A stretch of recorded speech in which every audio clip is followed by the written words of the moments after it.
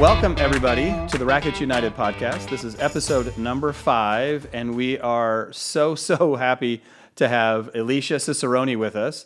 Elisha is the general manager and COO of Saddle and Cycle Club in the Chicagoland area, which is my former home. Lived in Chicago for about 22 years. And Elisha and I met at the CMAA BMI meeting in Scottsdale earlier this year. And I just noticed right away her enthusiasm for racket sports, especially padel or paddle, which we'll probably call it both today, was just infectious and enthusiastic. And she has a great relationship with her director, Liz Cruz, who unfortunately couldn't be on the pod with us today.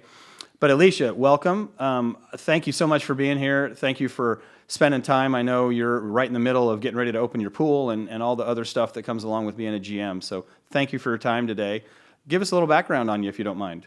Well, thanks, Brian, very much. Obviously very humbled and honored to be here. It was great to meet you back in January, and I'm so glad we've stayed connected. And so, yeah, I've been at the club for 2 years. Actually, today's my anniversary for 2 years at Saddle and Cycle. Yes, it was super exciting. And I've had the opportunity throughout my career. I've worked for a myriad of hospitality, hotels, restaurants. I've owned my own business before, but I've always passionately really loved clubs. I always figured if I had to work when other people eat, I'd wanted to do it for people who treat me like family. And so nice. I've had a really expansive career at a luxury clubs, Cherokee Town and Country Club. I've been at Chevy Chase Club, Miramont Country Club, Charlotte City Club, and then came to Saddle and Cycle. So rooted in food and beverage, essentially, but have a passion for all of the club space, ideally. So I did see in your background, you are a sommelier. That is an absolute, it's so impressive because of the work you put into it. Tell us about that journey. Why did you do that? How did that get started? Yeah. Other than probably a passion for enjoying tequila. it. Yeah. Okay. So yes, tequila, absolutely, for sure. When I was at Florida State, I was a hospitality major, and I had a professor there who taught the wine course. And he just said, "Hey, do you want to work for me?" And, basically that meant like, oh, you have to prep the cheese cubes and prep the wine. And I instantaneously fell in love with the concept, really, if you think about the beverage world, that there's so much wine in the world that's made. No one will ever humanly get to try it all. But gosh, wouldn't we all like to experience it, right? And collect as much as we can in our journey. And wine is really based in education, right? It changes every year. Vintages change, what the weather does climatically in different expressions of the world and regions. And so just gravitated towards it and wanted that to be kind of my foundation. And so would study, my banquet manager was my first job at Cherokee Town and Country Club, but I would study with the somm late at night because we had a very large collection of Jordan Cabernet Sauvignons from Sonoma. And so we would go back and forth. And then from there, it just kind of became something that I wanted to study and do. And so I went down to the Palm d'Or, the Biltmore Hotel in Miami, and then ultimately went to the Breakers and worked with the master sommelier team who was there and was able to accomplish going all the way up and earning my advanced sommelier in 2008, which I actually got in Illinois, which is so funny and full circle now to live in Chicago. And after that, I have studied for the master sommelier test before. I jokingly tell everybody I have 4 children. So the tasting section didn't work out extremely well every time I was pregnant. But I do love tequila. So the fact that I love tequila, have 4 children, people kind of put all that together. There you go. And beverage has really always been my passion. It's not a given at the table, right? Food is always a given at the table, beverage not necessarily. And I think I just love it because it's never ending and it's got a lot of history tied to it. And there's always something to learn. And I've been fortunate enough that I actually get to teach the beverage sections for club management. Oh, that's great. At the Food and Beverage BMI that we do in Houston. And so I think that's really rewarding to be able to share, that type of knowledge with other club managers. And who doesn't love a good cocktail? Who doesn't like a good cocktail, especially in the club world? Right. So speaking of history, you're the general manager at Saddle and Cycle, which is it's a spectacular club in the Chicago area. Tell us about the history and tell us how you got there. The club is really magical that most people may or may not be familiar with. In fact, I love when people come on the property and they go, "Oh my gosh, I just never knew you were here." And in fact, we've owned the property since 1898, and this will be the club's 130th milestone. Wow. So we were formed in 1895. And people are always asking, why the 130th? And I said, well, 125 was COVID. There you So go. couldn't throw a really big party. And so we're throwing the 130th, right? And there's no guarantees I'll make the 150th. So we got to party while Do we it can while party. you can, right? And so the club is really uniquely situated on Foster's Beach. At one point, right, we had a fleet of yachts. We came right up on the water. We actually moved, this is our second clubhouse, and we moved that clubhouse down on lighters in the lakefront from Ardmore Street, which is just a little bit north of us by the Edgewater Beach Hotel. And so we're this really unique 12-acre property hybrid between a city club and a country club. We essentially have all the country club amenities, but within a much smaller framework. And so we have a 3-hole golf course right now. It's getting ready to be converted into a short game practice facility. We have lawns on lawns on lawns. We're really well coveted for the green space and being a safe place, right, for just children to be children and run around. I say Saddle's the place you come to learn everything. Very extensive rackets program. It's been that way since 1900 when we invested to have the first 2 courts here. Fun fact, we built them for $150. These 2 courts that we had. And we've had a long-standing tradition of really experienced rackets professionals. And now we have all 4 racket sports on the property, adding padel last year and continuing our legacy with Liz Cruz and her capabilities in the program, but full swimming, full dining program. We've got bocce. We have a very extensive summer camp, and we even have, and we're getting ready to convert, we had an indoor ice rink. So the club hosted curling and bonspiels for a lot of its history. And we've had this indoor rink, which is a studio rink. It's not full size. And a couple of years ago, the club was wondering what to do with that. So we're getting ready to transform that element into a multi-use recreational facility. So full swing simulators and have a fitness and wellness center, 2 open gyms, some indoor pickle, right, to really keep the junior programming go. And then we have some committed funds as well to have an outdoor covered ice rink as well in the wintertime. So we truly have the breadth of amenities, but we're known to be people's reprieve in the middle of the city because most people obviously that live here are living in high rises, right, in all the various pockets in Chicago. So a club with a very long standing tradition. It's got roots connected to the Fortnightly Club that's here, and truly a very small membership, very intimate membership, 500 members. Oh, wow. I didn't realize it was that small. Okay. Yeah, 500 members in total, so very small. Their playground, if you will, in the city of Chicago, and is quite spectacular, right, to stand. And you've been at the property before. Yes. I know you've played paddle with us. And it is quite remarkable to stand in the middle of the green space, and you've got the lake to the east and then these high rises out of nowhere. And you kind of pinch yourself that you're still in Chicago because there's really nothing that's quite like it. But I was at Charlotte at the time. They gave me a call. Chevy Chase Club has a lot of overlapping elements to Saddle and Cycle Club in terms of its amenities, culture of the membership, just stylistically. And so it was a perfect fit. And my family and I were like, let's go explore another big city. And so here we are. Been very fortunate with a great team. Oh, that's really exciting. Talk about why hospitality? Why is this the career you thought about, you got into? And did I see, by the way, that I think you and my daughter have a similarity? Did you dance for 1 year? Yeah. Or she is a dancer in college as well at St. Louis University. So what's she studying? She's a speech pathology major. She's a rising senior. So but I noticed the dance part. There's that takes a special person to be a dancer. Well, it was really funny. I mean, I've been dancing since the age of 3, probably my first passion, really loved Broadway style jazz, and was on dance team throughout school and, did all the things and probably spent my entire life in the dance studio besides going to school. And so my first year I was at the University of South Florida and I was a modern jazz major there. And then I injured myself. And like any good parents, they said, if you injure yourself, what are you going to do for the rest of your career? And so my mom said to me at the time, like, you should go be a wedding planner. And I was like, I'm not certain I actually care what color the napkin is on the day of the bride's wedding. Right. And so, but I certainly understand the elements of hospitality. So sure, transferred to Florida State. It was a business administration, right? Bachelor of Science, business administration. So that was the core of what we did. And then we could concentrate in an element like hospitality.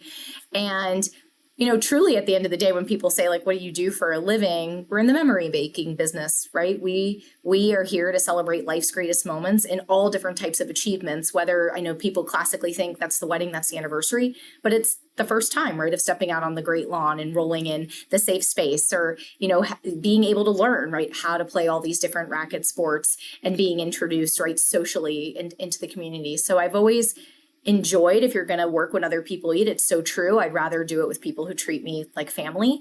And that's really what the club space provided to me all those years. But you are right. I was definitely a dance major, probably still dance hiddenly off to the side when no one's looking, right? Or now like spend that energy on my Peloton, but lovingly, it's really about people and, that's what we lead with and that's who we take care of. And so it's really genuinely rewarding, I think, to do what we do and make other people happy at the very finite core.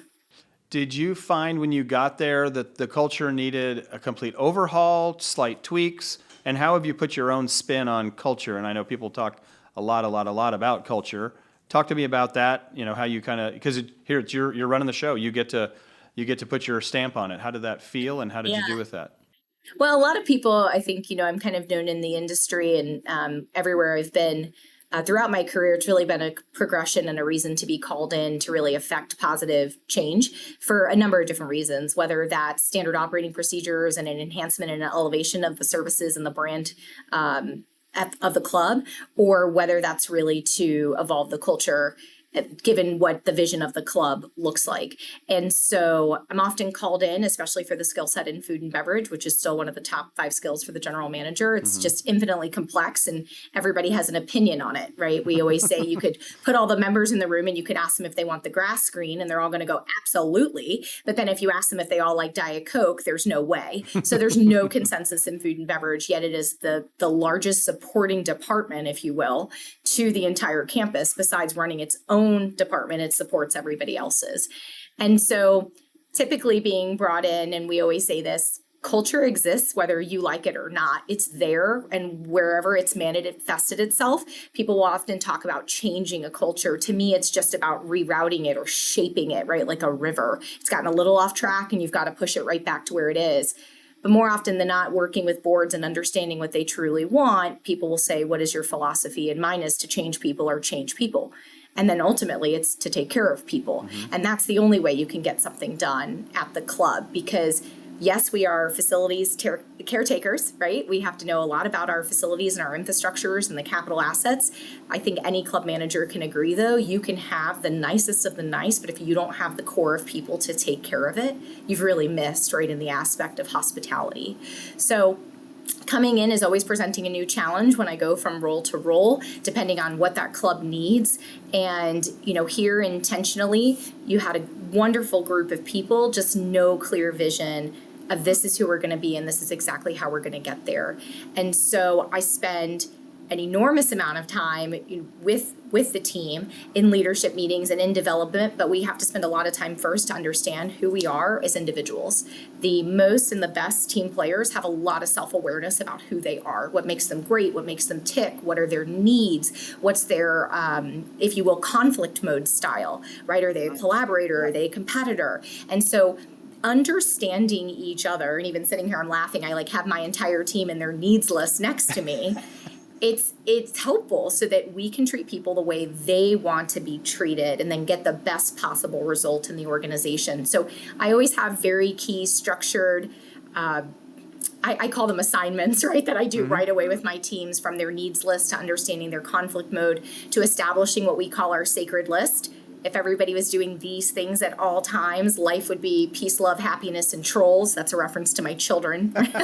I know you know, but yes. Trolls are cool, right? Yeah. And they're very united, very peace and love. Yes, and that I need that, right? Unity is one of my needs. And so we establish that together. We establish the core values of the team together, and we talk about them often, and we memorialize them. And something I'm really proud of that we were able to put together this year, and it's because the team members raised their hands, is we have a culture committee. And so that was the opportunity to take the internal team and have them practice what governance is, put themselves into a committee, right? Be able to come up with a charter, come up with the composition, what is their budget, manage it, have meetings, execute their tasks, and give those operational reports back. And so, and it's a mix, right? It's not just the upper level managers, it's people who raise their hand and they say, yes, this is what we want to do.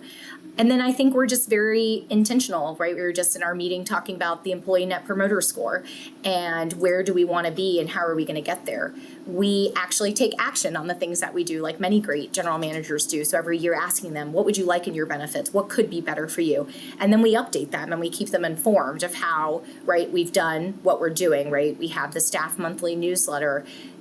There could never be it's so hard to articulate, but there's no amount of time that you shouldn't be willing to give and spend with your team members in order to make them great. And what I assure people, if they want to come and they want to partner with me, because I always say that people work with me, not for me, it's they have to tell me what they're seeking, and they have to be able to share with me what's the next best job that they're looking for. And then I get that's my responsibility to train the core in between to let them be successful at what they want to do next. And each person, as I think you can agree, right, Brian, everybody needs something different at a different point in time in their life to be successful. And so I think it's a very genuine, open, transparent, authentic conversations. And even in the time that you met me, and I say openly out loud, I'm not everybody's cup of tea. Like, I'm going to tell you like it is. I'm very direct. I have a pretty bold personality. I've got crazy energy, even though my staff will tell you I drink way too many quad lattes. But at the end of the day, well, I drink quad Americanos, so I think we're aligned on that one. That's totally the same, right? And I think that we can agree, like, enthusiasm is contagious, and people want to work for somebody who wants to have a really good time and wants to have fun. And I think that that's the trade-off, right? If you come into the culture, it's you better laugh. We better like each other. We're going to spend more time together than we are with other people. Right. I may give you initiative fatigue. I give myself initiative fatigue.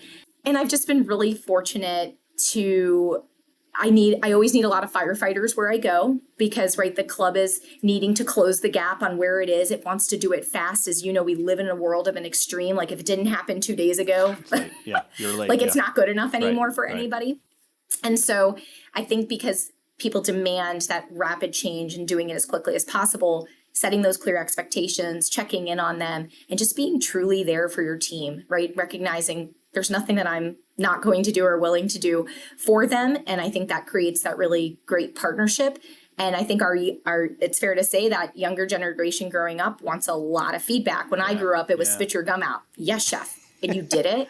And you can't do that anymore, right? Like, if you chew gum as the leader, the team is going to look at you going, what are you doing? And so it's a very different environment where people do want to know where they stand with you every single day. So I always say, like, I'm a paperwork person at home. I'm a people person at work, right? I want to see you. I want to talk to you. I want to know how your family is, right? And then I want to get down to business, as most people know about me, right? And get what needs to get done for the club. So it's been a challenge, and it continues to evolve, right? Culture just is continuously evolving. Culture never stops, just like change never stops, just like, nothing like that does. Agreed. And did you learn this from some great mentors? Did you learn it from people that you wanted to emulate? People you said, I'm never going to emulate? Like, how did Elisha come to be who you are today? Well, my team will often tell you that they'd like to get into my mind. I think that's a really creepy place to be in, or like, just maybe cobwebs on website, and like, there's 4 children. They've already eaten half my left brain, so it doesn't matter, right? And I think that you're correct. I think you hit the nail on the head, Brian. I think we are an accumulation of where we are today. Like, I don't know what I don't know, and I respect that. And along the way, I've been able to work with really amazing individuals, and then also individuals that I just kind of sat back in my mind and I said, you know what? I don't love that, and I'm not going to incorporate that. And I often do tell people, knowing what you don't like is equally, if not more important than what you do like, because you have to be able to discern, watching different leadership styles, what the result is. And if it didn't achieve that right result, why and how, and maybe that doesn't fit your style. But I have been really fortunate when I was at, even from the dance age, right? And going through dance team and watching my dance coach, that's determination, that's hard work, right? That's dedication, that's getting up at 3 a.m., that's like doing what you need to do in a team environment, right? To achieve a winning result. I was fortunate enough at the Breakers. I worked for Virginia Phillips. She was the 9th woman in the world to pass her master sommelier. Wow. And she was just a force to be reckoned with. The Breakers is a huge property. Yeah, it's unbelievable.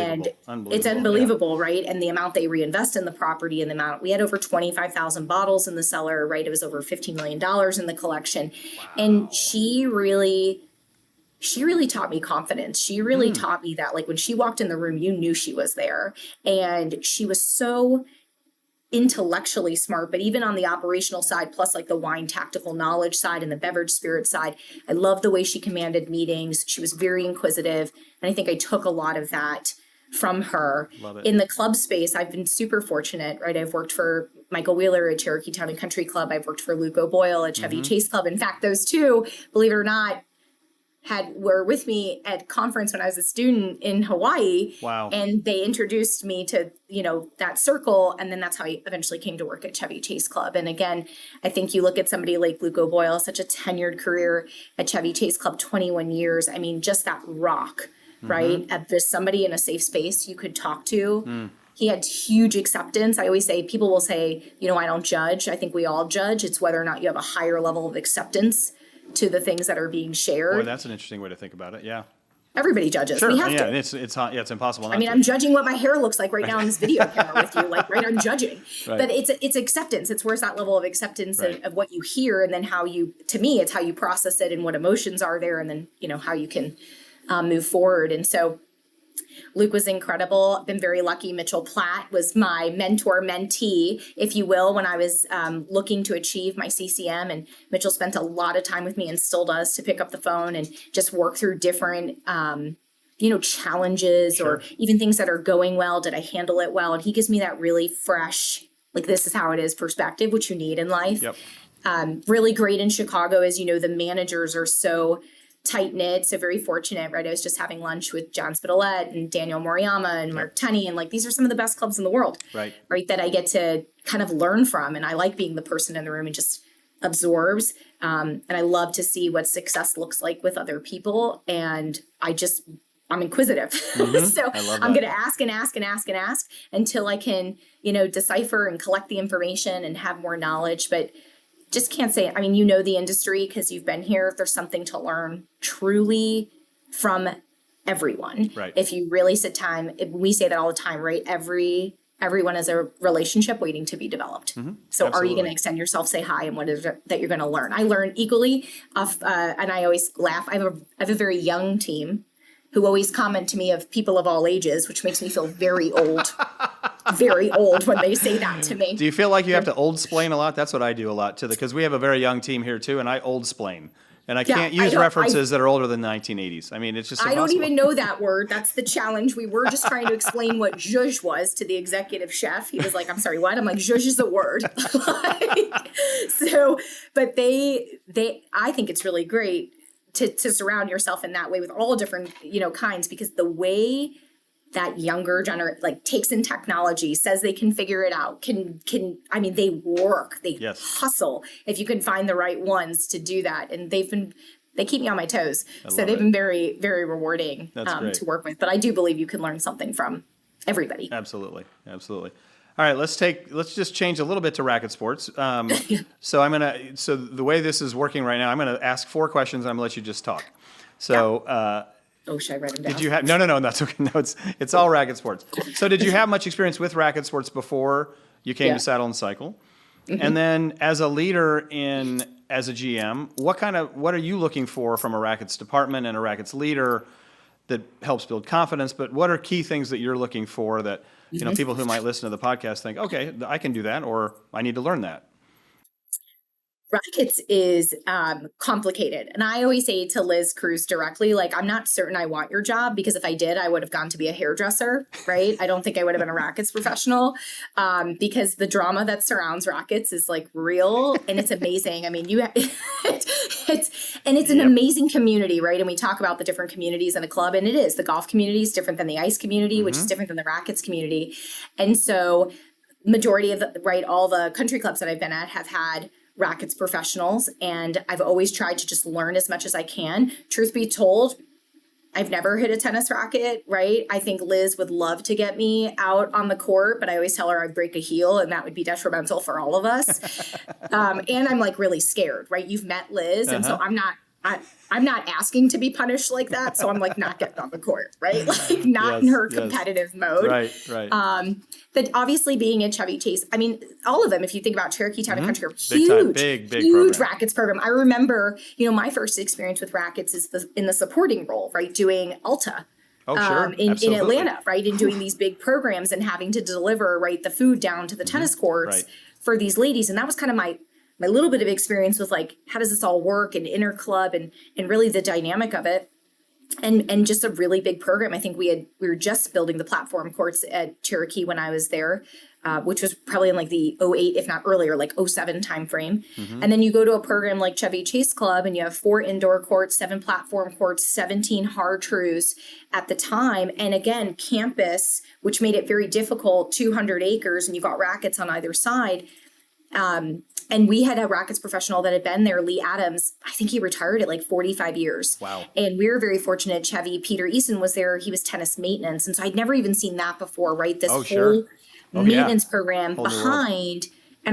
And what I did at the time, right, because I was food and beverage director in AGM at Chevy, is I took my time with each one of these professionals. So Lee Adams was there, and then Guga, who we all call Guga, but absolutely. Gustavo Gonzalez. Yep. He came, he was recruited, Allison Smith, who's now there. And Peter's actually been to Saddle, right, to help me with Saddle. Oh, fantastic. I spent a lot of time with them. Hey, tell me how a GM works with the rackets department. What is it that you do on a daily basis? What are the resources that you need to be successful? What are those conversations look like so I can prepare myself, for when I want to step over and be a general manager? And when you're running a full service rackets program, that's a lot of moving parts. Like, let's take the politics out of it for a minute. It's a lot of moving parts, just the organization alone of the number of courts, to how you have to manage different people getting on and off the courts, to the dynamic program you have, to being good financially at what you're doing. And then at the same time to motivate really what are athletes. And I kind of learned that from you, Brian, right? Like when we were there in January and I said that to you, I was sitting there listening to you, tell us the state of the state. And, I as the GM am looking at my team, right? And I have, the director of agronomy and I've got the executive chef. And then I have a director of rackets. But it really dawned on me when you looked at me and you said, but they're athletes.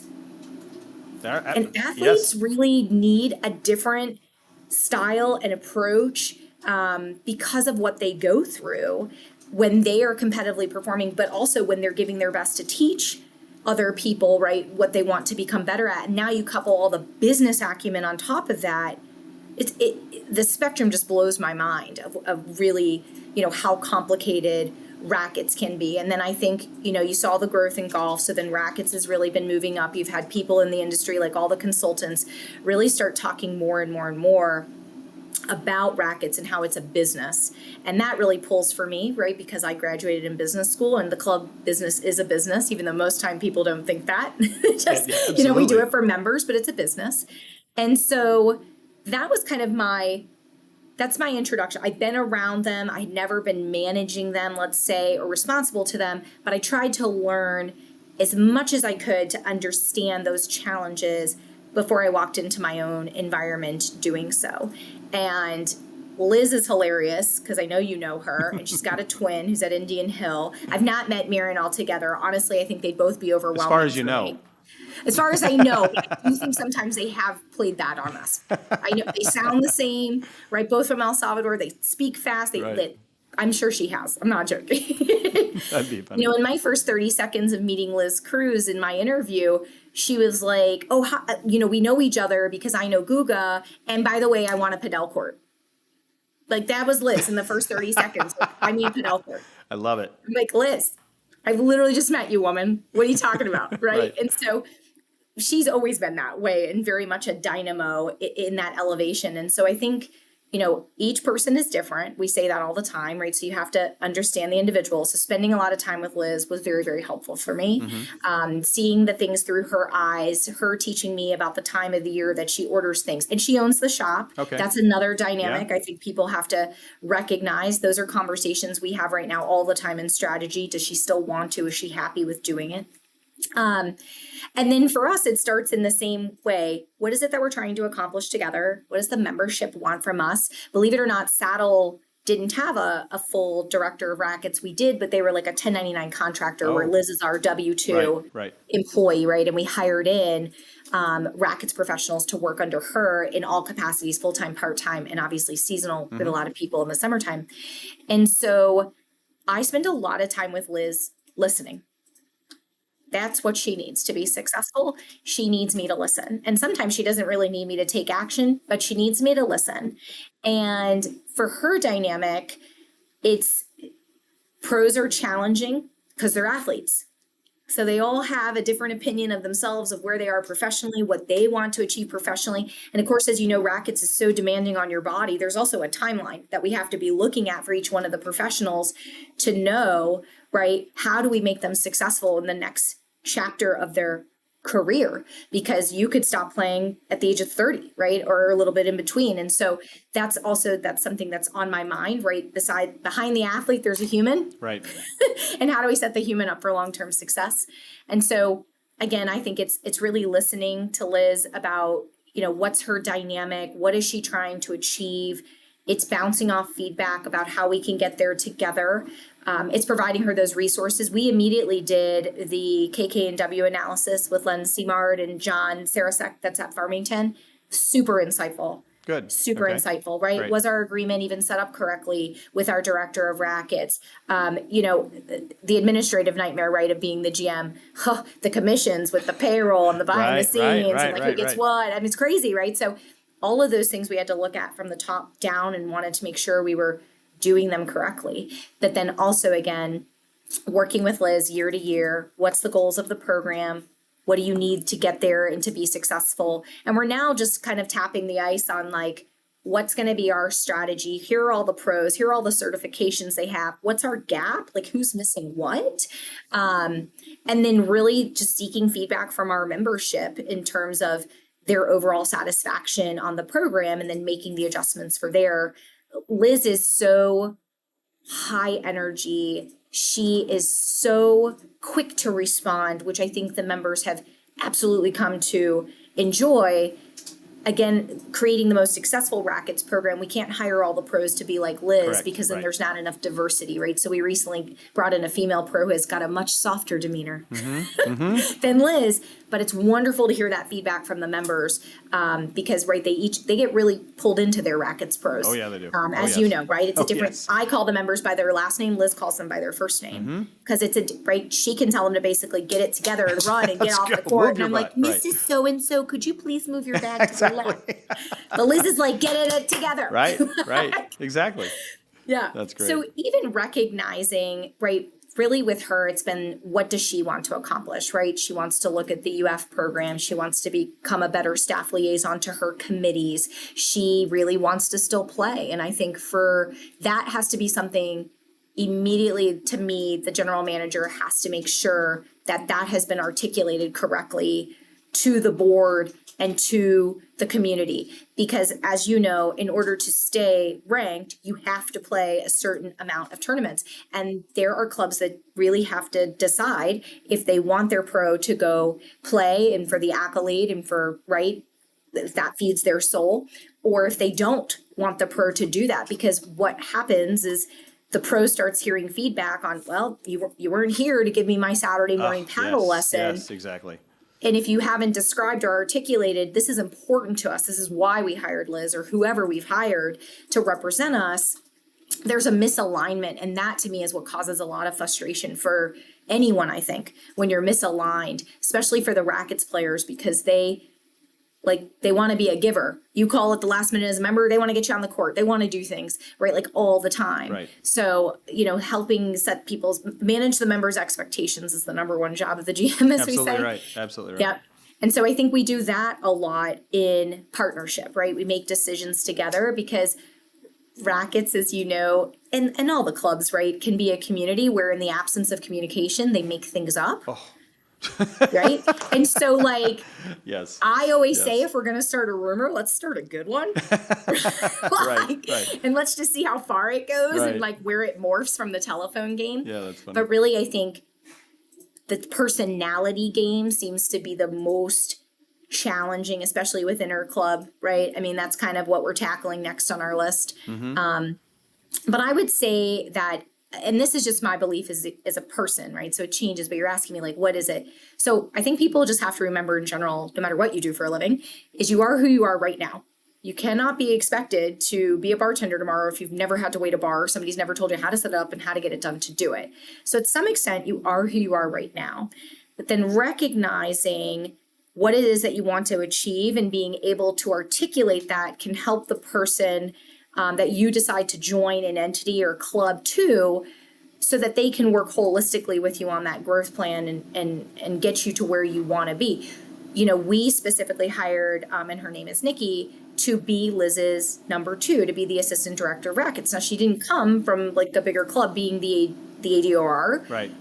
But she has what I call the 51% characteristic, which is the give a damn, right? I can't teach people how to care, but I can totally teach them the tactical side. And I think if you create an environment of that learning, that's what you want to do. She's going to make mistakes. We all make mistakes. That's how we learn from them. It's creating the environment that it's safe to do so. And I think you can only do that with really open and honest conversations. And you can only do that by saying, like, I don't know this, please teach this to me. But I do think having an understanding as the rackets professionals develop, like Liz knows, right? She's great at paddle, right? She wants to do padel. She can play pickle, but it's not her lead choice. So therefore, what in dynamic of the other pros do we need to hire in to make the right counterbalance so that she can continue to be successful and we can continue to be successful and grow pickleball the way we want to grow it? And so I definitely love that there's a lot of education for rackets. I think if they're not dialed in to working with you all in your association the same way club management works in ours, you're just not leveraging all the resources that are there, right? And if you're not intentionally going to networking or calling your other rackets pros or saying, hey, what are you doing? What are you doing? Come see my facility, come see mine. Then I just think you're missing out on the opportunity to, one, build a really fantastic network and camaraderie, and to steal a good idea. So can you just say that again louder? Because we say that over and over and over, is that your network is your best opportunity to actually make your job a little easier. Yep. But it's also who you rely on and who you look forward to sharing and commiserating and all that to make you feel better about what you do every day. Absolutely. And I would tell you, I think nowadays, and I'll give you an example with my executive chef, because I think it hands over fist, like I would ask this for my next director of rackets. So I knew the condition of my kitchen. I knew the executive chef, what I needed. But one of the most important criteria for hiring the executive chef is I knew that the majority of the kitchen team was going to leave, right? It was not in good condition, and I had no kitchen managers. Right. So I needed somebody with gravitas and with a network that if they picked up the phone and they said, hey, I moved to this club tomorrow, people are like, I'm there. Here we go. I'm there. Mm-hmm. And so from a director of rackets standpoint, or even I think in the general manager standpoint, that question comes up all the time. What's your network look like? And I would tell you, with some of the very challenging situations I've been in my career, because again, I know nothing, right, is what I say to myself. I know nothing, right? I've got to learn. I love that I can pick up the phone and call somebody, right? And they will help me and they will answer me. And I think that's a beautiful part about the club space, which obviously extends over the racket space. Right. Not truly in competition, right? We want to help each other and we want to get better. Right. Now, I do think at some point, though, someone's paying you for your network. They absolutely are, because they know that you can figure it out and you can get it done. And the resources are out there. It's just whether or not you're going to grab onto them and you're going to figure it out. But because so much information these days is predicated on data, so much of it is. Where do you get your data? How are you going to find your data? How are you going to help? You've got to. Yeah, otherwise, we're, going into a rackets committee, like, how many people is that? 20 people with an opinion? Like, let's go with mine. Like, so, I happen to be wearing blue today. I'm going to go with mine today. Let's go. Correct. So I think that is really great that there are resources for the rackets pros too, but it's about having that initiative, I think, to get there, right? And to take advantage of what people have and to build your own. Because I do think rackets is probably the same. It's probably a pretty tight-knit, small community. And the pros kind of work everywhere and they probably know everybody, and they have different dynamics when they get together in different clubs, right? Sure. Of how they do things. Right. So that to me is, continue to build your network, continue to learn. Like, even if you're going to be the pro that doesn't want to be, on USA Padel team like Liz is, I think knowledge is power. And the more you have, the more you're able to adapt, flow, set yourself up for your next job. And quite frankly, we still reference COVID, but isn't that the case right there? The people who were very flexible to like put me in coach wherever you wanted to really survived, right? And really thrived. And so, to me, it's like you have to make yourself as versatile as possible because you just never know when you're going to get the call. So a lot of rackets directors, pros, et cetera, they get into 15, 20 years of being in the industry. they feel stuck. And here you have other opportunities. And, my career I started teaching, and then I went to the manufacturing side, and here I am back on this side. So there's lots of different ways you can get there. Why don't you think more, and I know food and beverage is such a big part of the club business, but why don't you think more rackets professionals go through the club management, whether the CMAA or, into the other ranks as trying to be an AGM or some other things in the club space? Because again, it creates more opportunities, higher ceilings. But I mean, I can count on two hands the number of our members, at least that have been through, at least that have the CMA, the CCM, but have even been through some of the. And I think, to me, I don't know that there's that awareness, or I mean, would you show that opportunity to Liz, or have you seen that in other clubs? What's so interesting, and I think you have to, it's really about the person, I think, right? Like whether or not they want to take the step up or what the path looks like. I think when you're at the top of your game, though, and you're the director of rackets at a very large program, you're commanding a pretty large salary, sure. right? If not super close to the general manager. Because again, right, isn't there that subscribing theory? Like if you look at professional sports teams, the athletes are paid more than the coach. Yes. Right, to put the team together. So I do think it's this is a time equals money equation, I think, for some of the pros. Like, to be quite honest, everybody has a unique definition of work-life balance. And so I don't know whether there's an element of like, yeah, I watch the GM and I watch what they have to do, but like, I'm good. I make enough. Like, I see Mr. Smith and Mrs. Smith on my terms. I don't want to see them over there, right? I'm good, right? I'm good. I don't need to go, and do that. And want to kind of be, especially if you're at a huge program. One of the best pieces of advice I ever got from Luke O'Boyle was when we were talking about food and beverage, and he said, and I had 185 employees at Chevy, and he said, you literally are the general manager, though, right? You are the general manager in food and beverage. Right. So you get to run it, strategize it, operate it, own it, just because you're not the actual general manager. And so I think if you're a big rackets program, you're absolutely a CEO. You're CEO of a multi-million-dollar business. Yeah, right. You're using all the same dynamic, and so I think what it is it's about those open conversations. Especially, Liz and I talk about that now. How long do you think you're going to play for? What is it that this is why she chose where she is right now? Right. I think Nikki sees it, and so creating positions like the assistant director of rackets or Chevy. That was the first time we had seen it with Guga, where he was the director of rackets, and then Allison Smith was this director of rackets administration, which is so unusual, right? At the time, I'd never heard of it, but I understood it, right? Because it needed that layer of operational support to get things done, to get planning, and depending if you want your pro to play more, or all of that dynamic, I think it matters. But it was intentional conversations all the time about, is this what you want to do? What do you think you would want to do next? Where do you see that role developing? And what are the skill sets we can do to get you there? I think if they ever wanted to shadow, it'd be like, great. But I've not met too many of the rackets pros in my life, at least, that have been like, you know what? I want to do what you do. And if they did, I'd be like, are you sure? Because on a daily basis, do I want to do what I do? You know what I mean?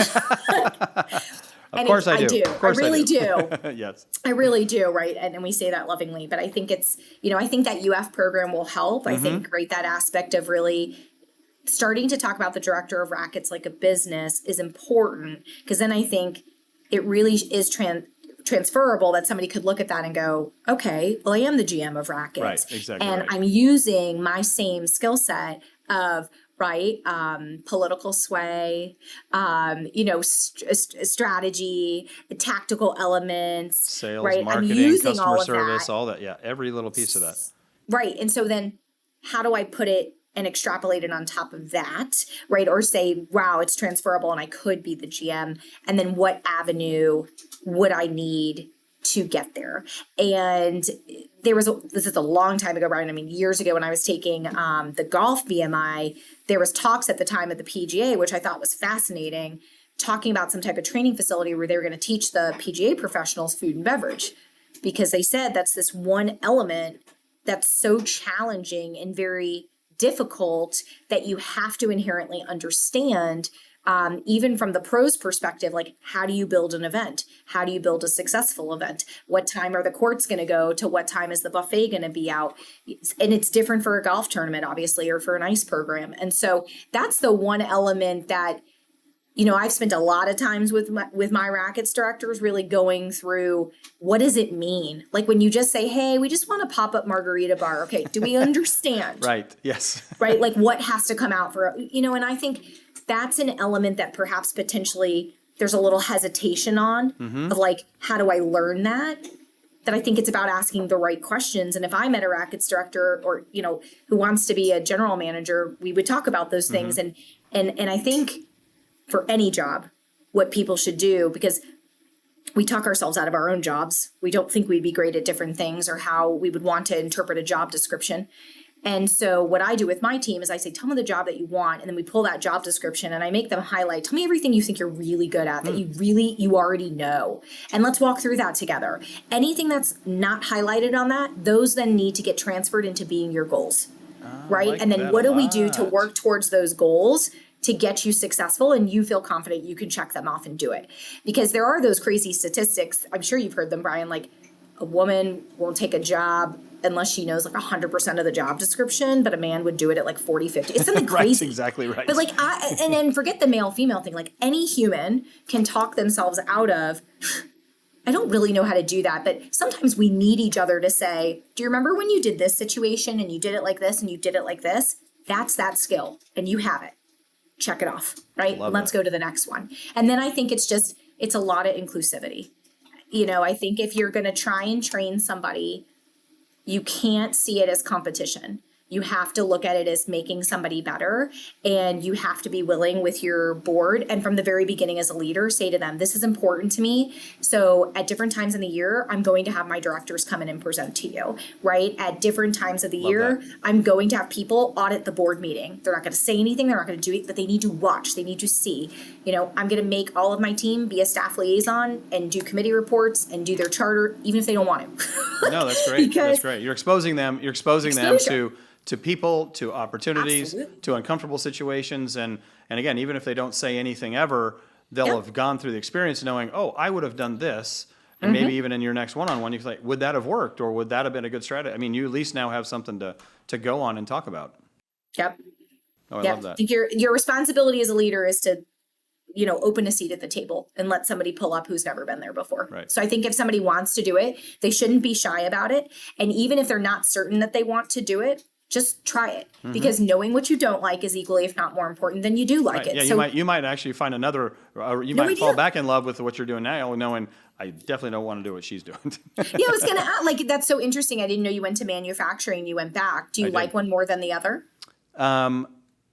I look at everything as a I'm ultimately I'm a salesperson, like in my mind, and so I look at everything as a product. And right now, the product that we're selling and shaping is really career development, professional development, and a pathway to help people, kind of achieve everything they want to achieve. So, Yep. but most of all, I love the people element. I mean, to me, you and I are so aligned in so many things, but the people are what make the difference, and the people are what drive this industry. So I just to me that makes everything worthwhile.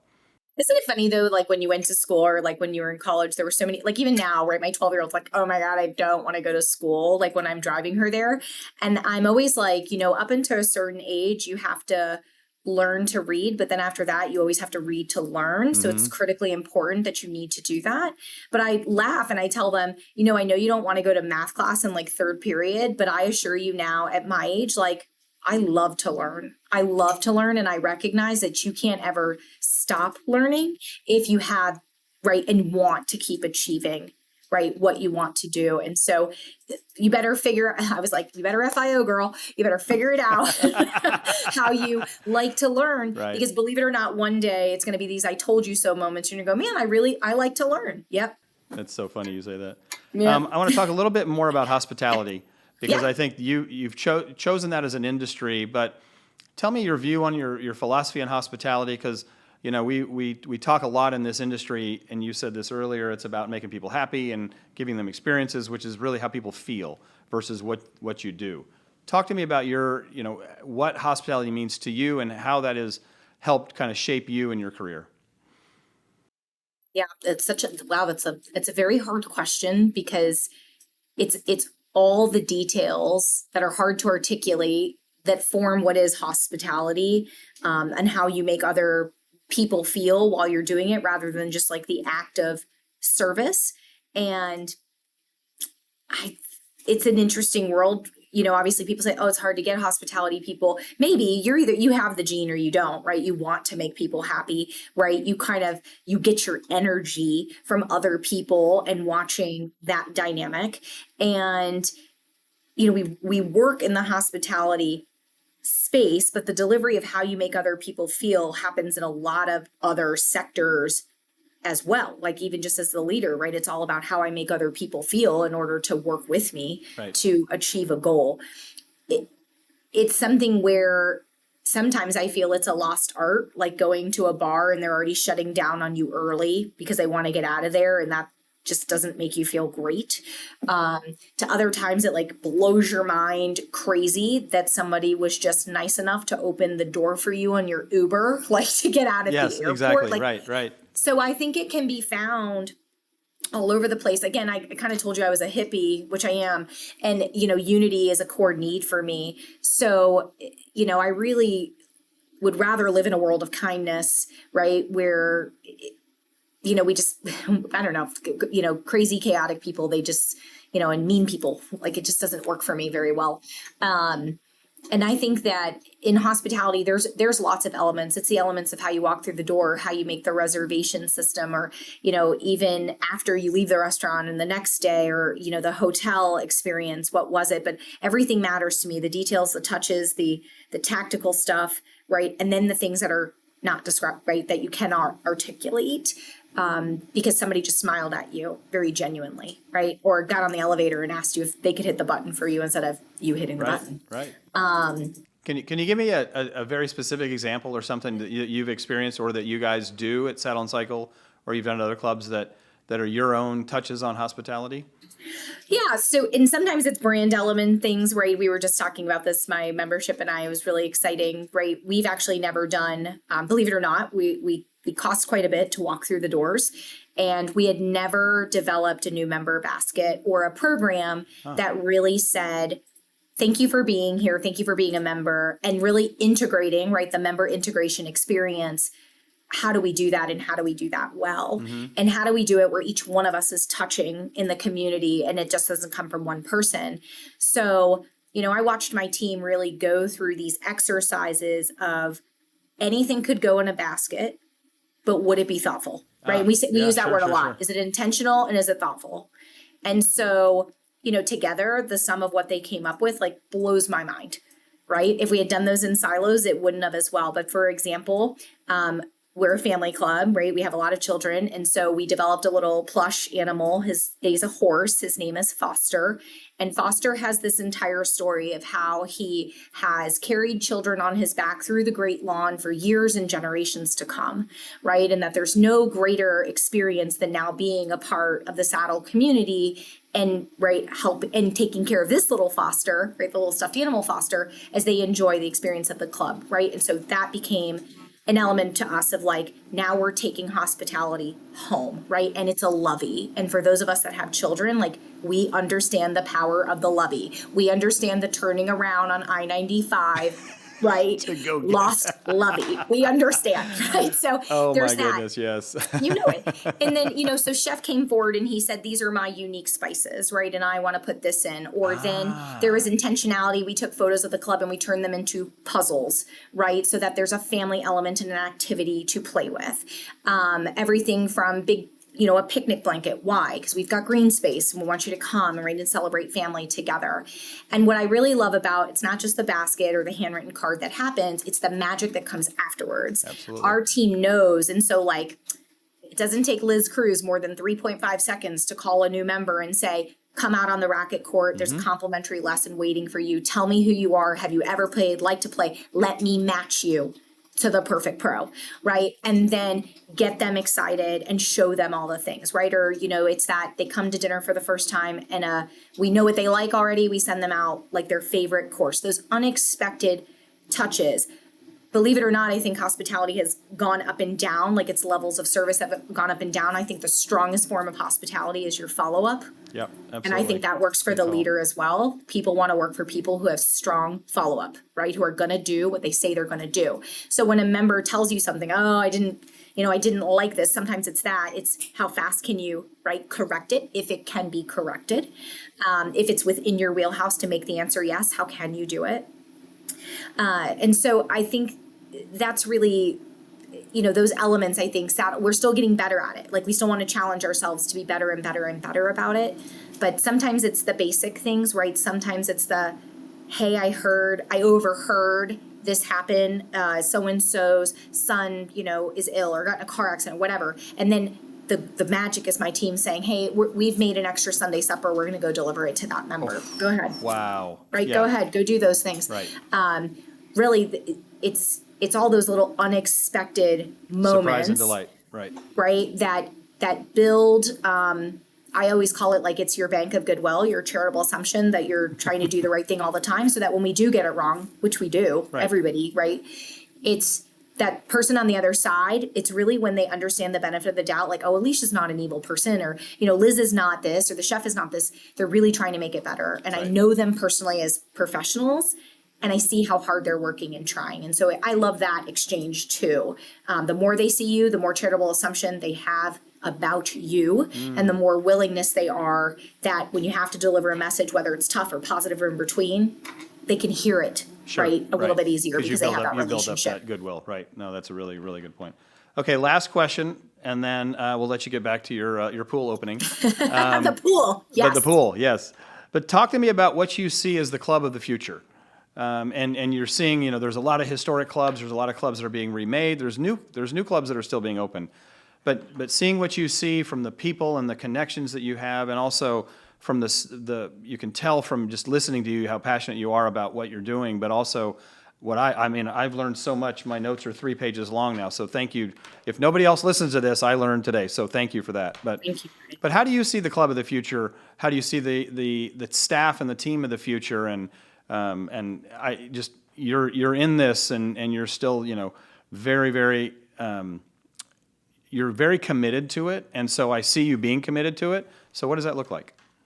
I think that the leaders, there's like 2 things that come to mind that as leaders we're going to have to look at. One is agility, right? And the adaptability of just kind of the world changing a lot faster. I think, before you were told like, hey, do a strategic plan, like it's the next 5 years. I'm like, I'd be lucky if a strategic plan lasted like 18 months right now with how fast the world changes. So I think adaptability, agility is really going to be key. I also think, and I live with another mantra that's like, no one wrote the rule. And so no one wrote the rule. And so what we think sometimes is not possible, is it true, or is it just the narrative we spin in our head? No one wrote the rule. And so I would tell you, even right now, I think I'm a little bit of a unique hybrid, and people speak to me all the time about it, right? I have 3 remote employees. My director of marketing lives in California. My director of HR lives in Texas. My CFO works in between Florida. To me, talent has no limits. And so we, as an organization, as an association and club industry, like it has no limits. And we watch all these really great companies, right, let their people live anywhere and achieve remarkable results. And I would like to see that, right, and emulate that, because really talent has no limits, and we've been able to perform our jobs at a much, higher level. And I do think we're going to continue to see this increased pressure of what does work-life balance mean? And does that mean we're going to have to hire more people to do the same job or have collaborative jobs, if you will? I think it remains to be seen, but kind of like no one wrote the rule. I mean, my golf course, my golf director is a revenue share program. My agronomist is a consultant. I think there's a lot of ways to get work done. And as new technology gets introduced to us, we're going to be able to kind of pick and choose how we want to innovate in our clubs differently. But what do I really see? Like my weird out there, one day, Brian, this is going to be me world. I eventually want like an Alexa that's for the club, and I want it to be in the house, and I want it to say like, I don't know, hey, Foster, tell me what's going on at the club today, right? And that unit reports back to me, this is what's happening at the club today. Great. Can you check the ballroom on a Thursday for me and see if it's booked?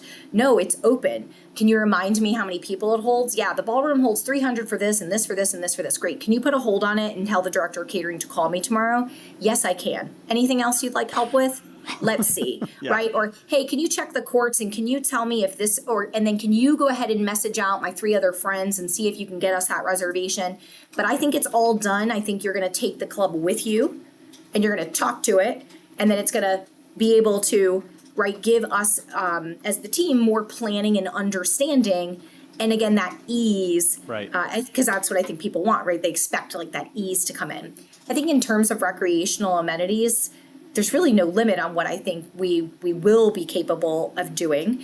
I think everything eventually from, what are we going to do? Drone flying classes to, you even look at the latest in like the techno gym line and an AI is going to scan you and you're going to have some custom, go from place to place. I'm not going to be surprised if one day you tell me, Racquets is going to create some type of hydraulic court system that maybe you could, pound 2 beers like in paddle and go play, but the damn court moves at the same time while you guys are trying to hit a volley. I mean, I am not going to be surprised. Because no one wrote the rule, just to quote you back. Because no one wrote the rule.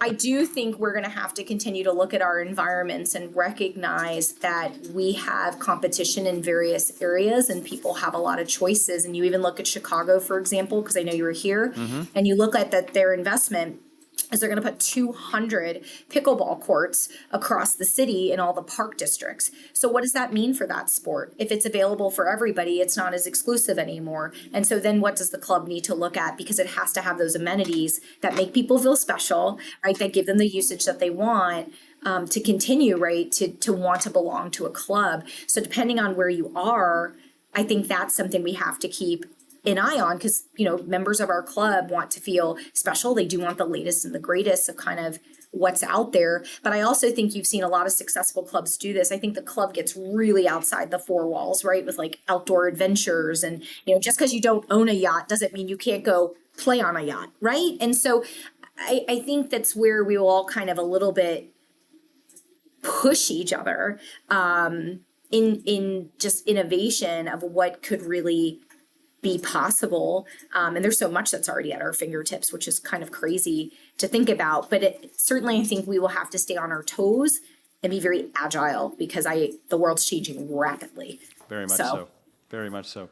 Elisha, this has been an absolute pleasure. Absolute pleasure. So fun, Brian. Thanks for asking me. I would do this again. Here. We could easily go for 3 more hours because I've learned so much.